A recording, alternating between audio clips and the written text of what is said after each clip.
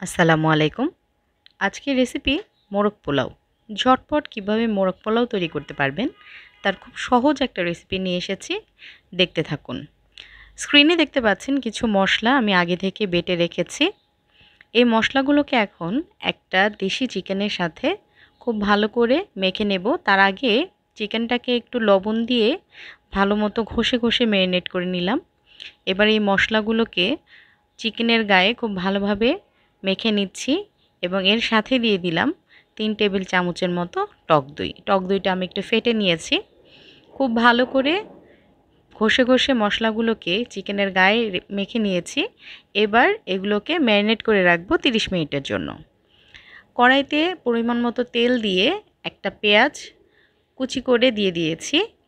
এখানে দিয়ে দিচ্ছি 2 টেবিল চামচের মতো পেঁয়াজ বাটা, 1 চা চামচের মতো কাঁচামরিচ বাটা দিয়ে মশলাটাকে একটু ভালো করে কষিয়ে নিচ্ছি। তেলটা আপনারা আপনাদের প্রেফার অনুযায়ী দিতে পারেন কম বেশি। একটু ভালো করে মশলার কাঁচা গন্ধটা চলে যাওয়া পর্যন্ত ভেজে নিচ্ছি, দেখতেই পাচ্ছেন।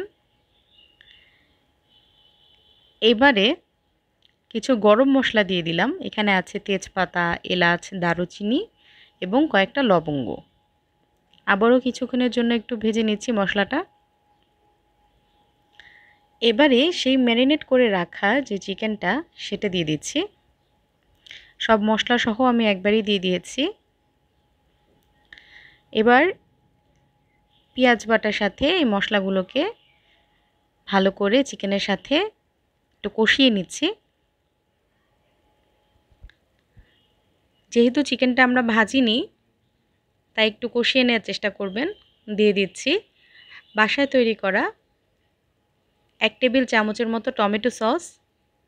এটা আমার বাসায় তৈরি করেছিলাম। এবার টমেটো সসটাকে ভালো করে মিশিয়ে নিচ্ছি চিকেনের সাথে।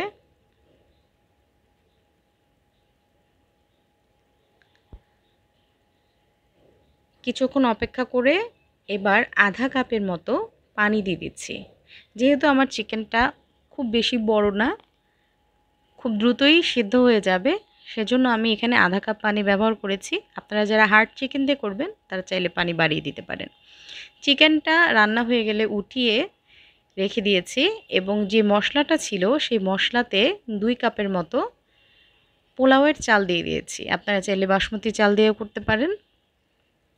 মশলার সাথে পোলার চালটাকে একটু ভালোভাবে ভেজে নিয়ে এবার 2 কাপ চালের জন্য 4 কাপ পানি দিয়ে দিচ্ছি। পানিটা অবশ্যই গরম পানি দেওয়ার চেষ্টা করবেন। রান্নাতে গরম পানি ব্যবহার করাই ভালো। এই পর্যন্ত যারা দেখছেন তারা কিন্তু চাইলে একটা লাইক এবং সাবস্ক্রাইব করে দিতে পারেন।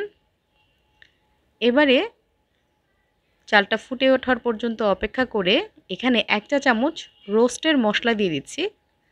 আপনারা বাসায় তৈরি করতে পারেন অথবা কেনা বাজারের রোস্টের মশলা ব্যবহার করতে পারেন। আমাদের রাইসটা কিন্তু হয়ে এসেছে। এবারে আগে থেকে রান্না করে রাখা রোস্টগুলোকে চালের উপরে একটু ছড়িয়ে ছড়িয়ে বিছিয়ে দিলাম, কারণ আমরা এখন মোরগ পোলাওটাকে দমে দেব। এখানে 3 টেবিল চামচের মতো আছে বেরেস্তা, তার সাথে 1 চা চামচের মতো চিনি দিয়ে একটু ভালো করে ভেঙে হাত দিয়ে 1 চা চামচের মতো টাটকা লেবুর রস ব্যবহার করছি। ভালো করে মেখে নিয়ে এই যে মোরগ পোলাওর উপরে দিয়ে দিচ্ছি। এটা অবশ্যই দেওয়ার চেষ্টা করবেন, অসাধারণ একটা অ্যারোমা হয়। কিছু কাঁচামরিচ মুখটা সামান্য করে কেটে এভাবে গেঁথে দিলাম। কাঁচামরিচের সুন্দর একটা ঘ্রাণ হয়। কিছু কাঠবাদামকে লম্বা করে চিড়ে উপর দিয়ে ছড়িয়ে দিচ্ছি। এবারে দিয়ে দিলাম ঘরে তৈরি করা 2 চা চামচের মতো দেশি ঘি। এখন ঢাকনা দিয়ে ঢেকে 15 মিনিটের জন্য খুব লো আঁচে দমে দেব।